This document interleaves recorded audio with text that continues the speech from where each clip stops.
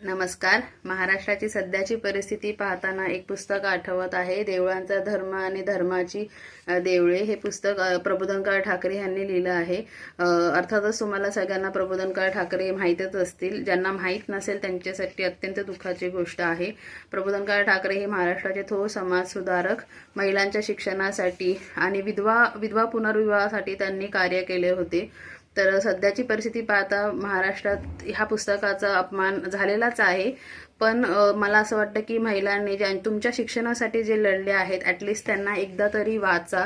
त्यांनी का असं लिहिलेलं आहे, कारण का ह्याच महाराष्ट्रामध्ये जे आपण बंधू बाबा बुवामध्ये अडकलो आहे, फसत चाललो आहे.